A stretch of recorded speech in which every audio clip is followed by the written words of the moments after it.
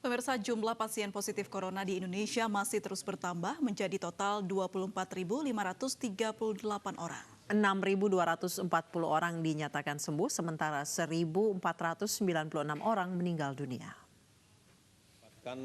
Kenaikan dari kasus konfirmasi COVID-19 sebanyak 687 orang, sehingga totalnya menjadi 24.538. Kalau kemudian kita perhatikan betul, kenaikan ini kita dapatkan cukup banyak di Provinsi Jawa Timur, ini ada 171 kasus, kemudian di Kalimantan Selatan ada 116 kasus, di DKI Jakarta 105. DKI Jakarta ini didominasi oleh saudara-saudara kita yang baru kembali karena bekerja di luar negeri, dan kita harus melakukan screening terhadap mereka, dan hari ini cukup banyak juga yang kita dapatkan, dan seluruhnya kita rawat di Rumah Sakit Darurat Wisma Atlet.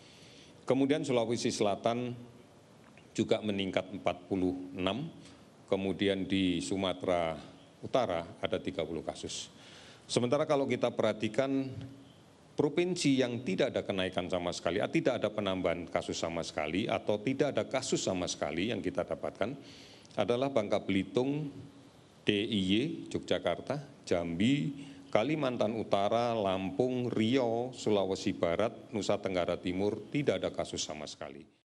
Pemirsa, Satgas lawan COVID-19 DPR RI berkunjung ke Kementerian Agama hari ini. Satgas ingin memastikan kesiapan pemerintah menjelang penerapan kenormalan baru di rumah ibadah.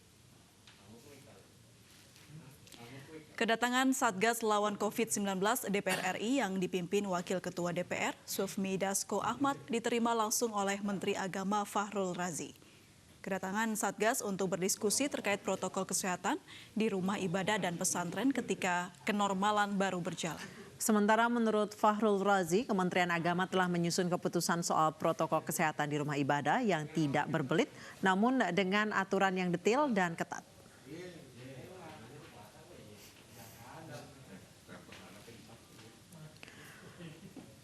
Bagaimana dengan pelaksanaan ibadah di fase kenormalan baru, terutama terkait sholat Jumat yang sudah lama tidak dilaksanakan di masjid-masjid? Kami sudah terhubung dengan Sekretaris Komisi Fatwa MUI Asrorun Niam Soleh melalui sambungan telepon.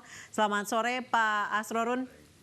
Selamat sore, gimana kabar Mbak April, Mbak Anissa? Baik Pak, Alhamdulillah. Selamat Idul Fitri Pak Asrorun.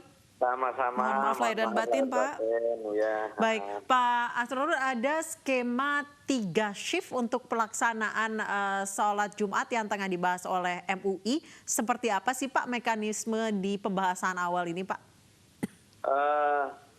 Tepatnya begini ya, itu usulan dari Sekjen untuk kemungkinan dibahas di Komisi Fatwa, dan Komisi Fatwa tidak memiliki opsi untuk membahas itu karena dalam posisi masalah ibadah terkait dengan pelaksanaan sholat Jumat 2 gelombang itu sudah ada fatwanya yang secara prinsip tidak dimungkinkan ya secara syar'i karena ini persoalan ibadah.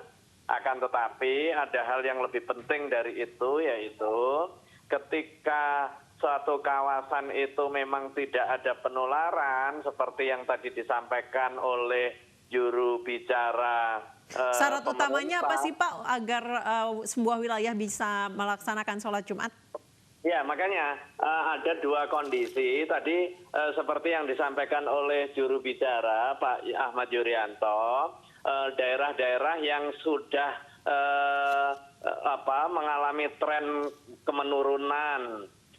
Terlebih kalau kawasan itu sama sekali tidak ada penularan dan ada mekanisme preventif dan juga protektif agar tidak terjadi penularan. Maka dalam situasi yang seperti itu sholat Jumat dilaksanakan. Kemudian tadi juga dijelaskan ada beberapa daerah yang sudah bisa dikendalikan penularannya. Artinya daerah tersebut sudah terkendali. Nah, dalam situasi kawasan daerah tersebut sudah terkendali, maka sholat Jumat dan juga aktivitas ibadah yang berdampak kerumunan itu kembali bisa dilaksanakan. Terlebih nanti ada relaksasi yang memungkinkan terjadinya izin dan juga